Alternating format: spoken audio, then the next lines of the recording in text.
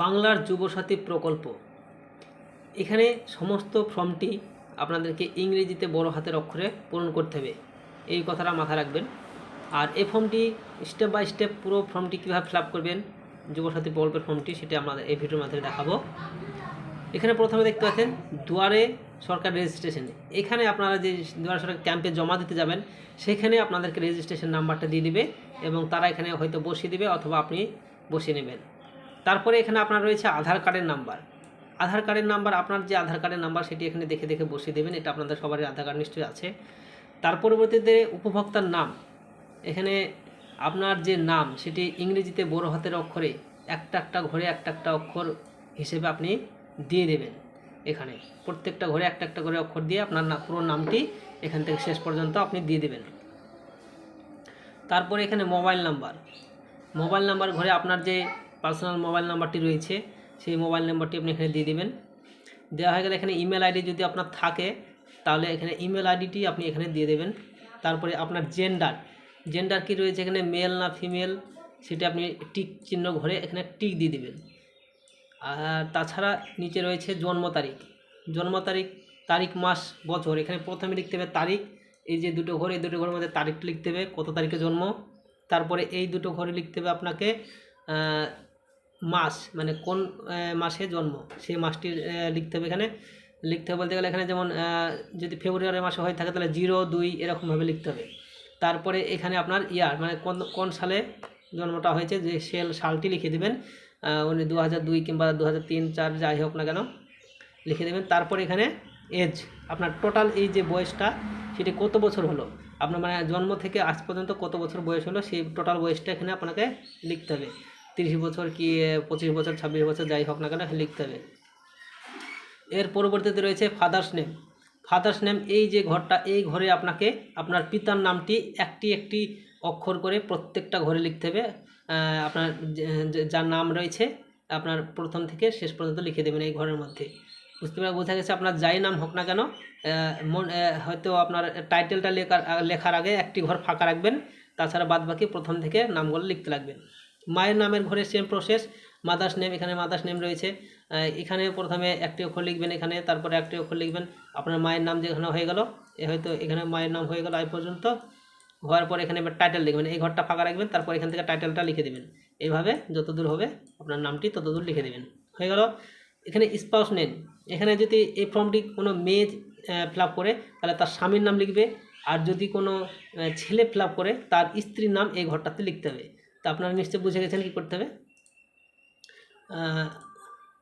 তার পরবর্তীতে নিচে দেখতে পাচ্ছেন ক্যাটেগরি নট জেনারেল, অর্থাৎ শ্রেণী সাধারণত শ্রেণীভুক্ত কি না হলে, মানে তপশিলি যদি হয় তাহলে তপশিলি এই যে এটা এখানে লিখতে হবে, টিক দিতে হবে। আর নিচে এখানে তপশিলির সার্টিফিকেট নাম্বার, অর্থাৎ আপনার যে সিল কাস্ট সার্টিফিকেট থাকবে কিংবা ওবিসি সার্টিফিকেট, এখানে তপশিলি জাতি এইসব যে সার্টিফিকেটগুলো রয়েছে সেগুলো আপনার এখানে দিতে হবে। এখানে সার্টিফিকেটের নাম্বার, অর্থাৎ আপনার যে সিল কাস্ট অথবা সার্টিফিকেট রয়েছে সেই সিল কাস্টের একটি নাম্বার থাকবে, সেই সার্টিফিকেটের নাম্বারটা আপনাকে এখানে দিতে হবে। বোঝা গেছে বিষয়টি, আশা করি বুঝে গেছেন। তার পরবর্তীতে ম্যারিটাল স্ট্যাটাস, এখানে আপনি যদি বিবাহিত হন তাহলে এখানে লিখবেন, এই যে এখানে লেখা রয়েছে বিবাহিত যারা হবেন তারা এখানে এই টিক চিহ্নটা টিক দিবেন, আর যারা অবিবাহিত অর্থাৎ বিয়ে হয়নি তাদের এই প্রথমে টিক দিতে হবে। আর তাছাড়া বিচ্ছিন্ন হয়ে গেলে বিচ্ছিন্ন ঘরে টিক দিবেন। আর বিধবা মেয়েদের ক্ষেত্রে এই ঘরটা থাকবে বিধবা হলে। তার পরবর্তীতে রয়েছে বাড়ির নাম্বার, এখানে দেখতেছেন প্রথমে একটা রয়েছে বাড়ির নাম্বার। এখানে বাড়ির নাম্বারটা আপনাদের যে ভোটার লিস্ট, সেই ভোটার লিস্টে আপনারা এই বাড়ির নাম্বারটি আপনারা পেয়ে যাবেন। সেই ভোটার লিস্ট দেখে দেখে আপনার বাড়ির নাম্বারটি এখানে পরপর দিয়ে দেবেন যা আছে। তার পরবর্তীতে রয়েছে ভিলেজ, আপনার যে ভিলেজের নাম সেই ভিলেজের নামটি আপনি এখানে, এখানে যে ভিলেজের নাম আপনাদের গ্রামের নাম, সেই গ্রামের নামটি আপনারা এখানে প্রত্যেকটা ইংরেজি বড় হাতের অক্ষরে একটা একটি করে দেখে দেখে বসিয়ে দেবেন। দেখানো হয়ে গেলে তারপরে পোস্ট অফিস, এখানে ডাকঘর, অর্থাৎ যে আপনাদের পোস্ট অফিস রয়েছে সেই পোস্ট অফিসের নামটি আপনারা এখানে পরপর দেখে দেখে বসিয়ে দেবেন প্রত্যেকটা ঘরে। তারপরে আপনার যে গ্রাম পঞ্চায়েত, তার গ্রাম পঞ্চায়েতের যে নাম সেটি এখানে গ্রাম পঞ্চায়েতের নামটি এখানে দেখে থেকে প্রত্যেকটা ঘর বসিয়ে দেবেন। তারপরে আপনার যে ব্লক পৌরসভা, সেই ব্লক পৌরসভার নামটি এখানে বসিয়ে দেবেন। তারপরে হয়েছে পুলিশ স্টেশন, পুলিশ স্টেশনের নামটি আপনার যে থানা, সেই থানার নামটি আপনি এখানে বসিয়ে দেবেন। তারপরে ডিস্ট্রিক্ট যেটা আপনার জেলা রয়েছে সেই জেলার নামটি এখানে বসিয়ে দেবেন। পিনকোড আপনার যেটা রয়েছে 74216, যা আপনার যা থাকবে তাই দিয়ে দেবেন। আর এখানে ওয়েস্ট বেঙ্গল রাজ্যের নামটি দেওয়া রয়েছে, এখানে আপনাকে কিছু করতে হবে না নিচকার ঘরে। হ্যাঁ, ফর্মটা ফিল আপ করার জন্য ওয়ার্ডগুলো যে এখানে দেখতে পাচ্ছেন ওয়েস্ট বেঙ্গল যে লেখাটা লেখা আছে, সেম এইভাবে পুরো ফর্মটি আপনাকে একটা ইংরেজি অক্ষরে লিখতে হবে। এটি আপনার দেখে বুঝতে পারছেন কীভাবে লিখতে হবে। তার পরবর্তীতে যে দ্বিতীয় পেজে রয়েছে মাধ্যমিক পাস সমতুল্য পরীক্ষার বিবরণ, অর্থাৎ মানে যে মাধ্যমিক পাসের যে অ্যাডমিট রয়েছে সেই অ্যাডমিটে দেখবেন রোল নাম্বার দেওয়া থাকবে। সেই রোল নাম্বারটি আপনারা দেখে এখানে বসাবেন। তারপরে এখানে নাম্বার, রোল প্রথমে দেওয়া থাকবে, তারপরে যে নাম্বারটা সেটা এখানে, সেই নাম্বারটি আপনারা এখানে দিয়ে দেবেন। নাম্বারটি এখানে দেখে বসিয়ে দেবেন। এবং বছরটা আপনার যেই সালটি দেওয়া থাকবে আপনার অ্যাডমিট অনুযায়ী, সেই অ্যাডমিট অনুযায়ী আপনি সেই সালগুলো এখানে বসিয়ে দেবেন। বসানো হয়ে গেলে যে বোর্ডের যে নামটি রয়েছে সেটা আপনারা বোর্ডের যে নামটি রয়েছে WBBSC অথবা WBMS, যে বোর্ডটি আপনার রয়েছে সেই বোর্ডটির ঘরে এখানে পাশে এখানে টিক চিহ্ন দিয়ে দেবেন। প্রত্যেকটা ঘরের পাশে দেখবেন একটা টিক চিহ্ন দেওয়া রয়েছে, সেই ঘরের পাশে টিক চিহ্নটা দিয়ে দেবেন। তারপরে এডুকেশন কোয়ালিফিকেশন, এখানে কোয়ালিফিকেশান যোগ্যতা, আপনার সর্বোচ্চ যোগ্যতা, আপনার যতদূর পড়াশোনা করেছেন সেই সর্বোচ্চ যোগ্যতা যেটা রয়েছে হায়ার সেকেন্ডারি অথবা গ্র্যাজুয়েশন যেটা রয়েছে আপনার, সেটা এখানে লিখে দেবেন। এখানে ঘরে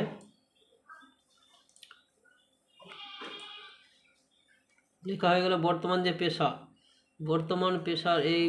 পেশার ঘরে আপনারা যে বর্তমান যে কাজকর্ম করেন, স্টুডেন্ট অথবা ফার্মার, যে যাই হোক না কেন, সেই এটা লিখে দেবেন এখানে।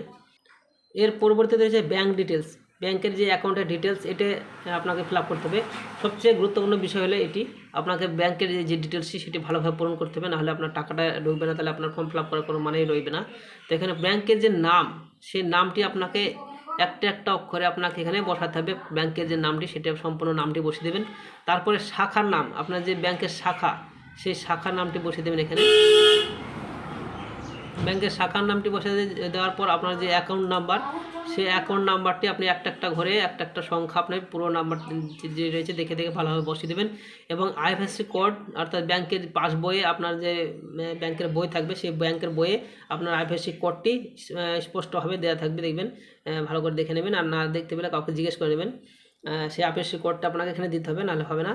তার পরবর্তীতে এখানে দেখতে অন্য কোনো সরকারি সাহায্য পান কিনা, অর্থাৎ আপনি যদি অন্য কোনো সুযোগ সুবিধা পেয়ে থাকেন সরকারি, যেমন লক্ষ্মী ভাণ্ডার হোক আবার অন্য কিছু যাই হোক না কেন, সেই সব কোনো সুবিধা থেকে যদি টাকা পেয়ে থাকেন তাহলে এখানে হ্যাঁ লিখবেন। আর না পেয়ে থাকলে নায়ের ঘরে এখানে টিক দিবেন।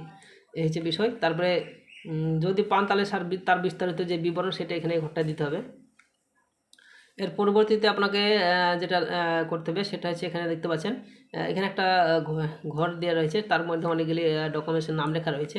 মাধ্যমিক পাস, মার্কশিটের, আধার কার্ডের, ভোটার কার্ডের, ব্যাঙ্ক অ্যাকাউন্টের, এগুলো যে এইখানে যেগুলো রয়েছে, প্রথমে দেখছেন মাধ্যমিক পাস যে পরীক্ষার অ্যাডমিট, সেই অ্যাডমিট আপনারা এখানে যে ডকুমেন্টসগুলো দেবেন সেই সব ঘরে একটা করে টিক চিহ্ন দিতে হবে যে আপনি এই ডকুমেন্টসগুলো দিচ্ছেন।